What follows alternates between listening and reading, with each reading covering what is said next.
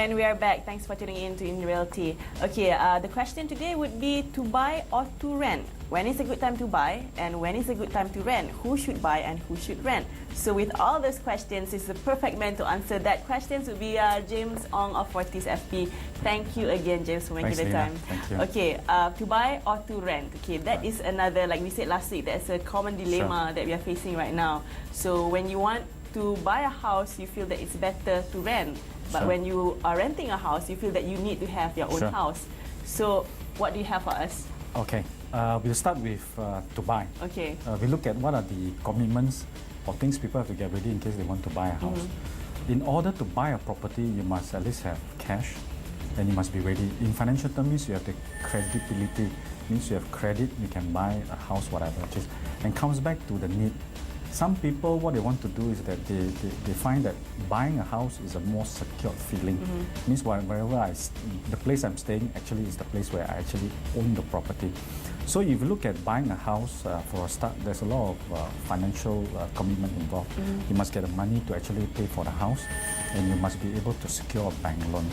And some of the people may not have the ability to commit. Once you secure the commitment to actually buy a property, you have to pay for the bank. Then there are a lot of other expenses. You have to pay for the legal fees, you have to pay maintenance, insurance, all those things. So this is actually a very mid-term commitment. So buying a house, one have to make calculation. On the other hand, also sometimes you may come to an opportunity where a property is very attractive. So you want to buy because you realize out of all the 6 bungalows, the bungalow you want is the cheapest of all, or the best value of all, maybe there's better features. So sometimes people buy because at that time and situation, it is good to buy the property. It is what we call deemed to be the best buy. So this is why people buy property. And when people buy property, there are 2 things. Either they stay themselves or they rent. So some people who buy the property realize that if I buy the property, you know, I can get good rental. Because this is an area where there's a lot of expatriates who come in and they may rent the property. So they realize, why not I buy, I invest, I make money, it improves my cash flow, and also I'll be able to sell the property later after the next few years. So this is the area where people choose to buy. On the other hand, why do people sometimes don't buy? They decided to rent. To rent is very simple. It's very straightforward. One simple criteria is people, why they rent is because they look at it at short-term basis. Short-term basis is one, and the other thing is affordability. So sometimes you realize, okay, I am going to be here working, maybe because I'm near where I'm working, I may want to have a place for convenience. So what I'll do is I'll rent this place for 1 to 2 years. So renting, so I pay it off, means it's expenditure. So sometimes the company give allowance and whatever it is. And renting is very good. You get to use the property, you just pay for your consumables, means you pay water, electricity, internet. The landowner or the property owner have to pay everything. You have to pay the tax, assessment, whatever it is. So for rental, it's very clean. All you need to do is every month pay the rent. If not, the landlord will call you. So like I said, it depends very much on where you're coming from. So, but in general, most people will always want to buy a property because when you move in, it's your home. So anything you do with your property, you find, this is my home. So buy and rent, it depends on individuals in that case. So, okay, put that individual options aside. Sure. Okay, say like I'm working in the city. Obviously, I can't afford to buy a house. Sure. I opted to rent. Sure. Okay, and then after a while, when I have extra money, and then I decided to buy.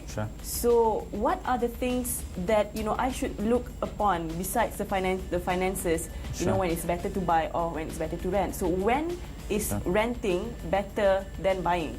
Okay, the renting will be good. Back again is actually short term. Let's say now you rent a place, then you find a place.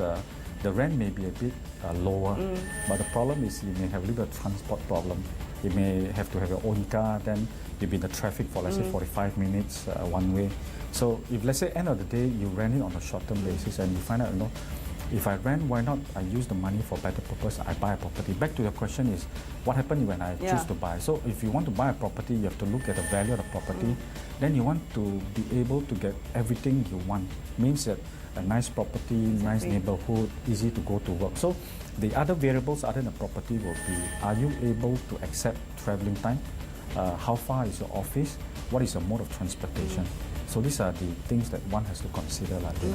Okay, so having all that in mind, okay, so how do I calculate whether it is much more convenient and affordable for me to buy a house or rent a house? Is there a certain calculation? Yeah, if you look at a little bit complex a bit, for some people, this is like a formula.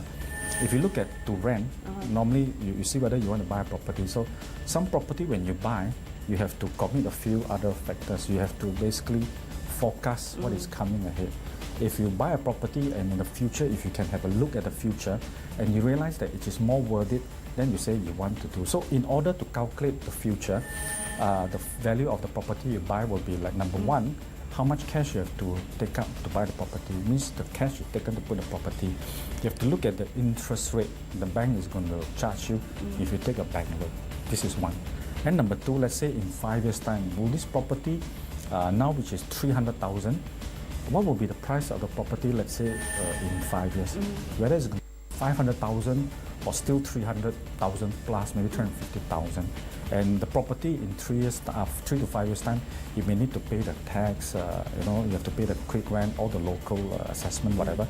And you must understand also, if you buy a condominium apartment, you stay, don't stay, there's still a maintenance fee to pay. So you ask yourself, if this is the amount I got to commit at the end of 5 years, if I calculate, if it is worthwhile, then I go for it. Whereas on the rental part, it's very easy. Whether I stay 1 year, 2 years, 3 years, 4 years, 5 years, it's up to the arrangement. So let's say you rent a place, let's say for 2,000 ringgit. It's committed for 2 years. If after 2 years the place is good, the rental goes up. So maybe you have to take a chance.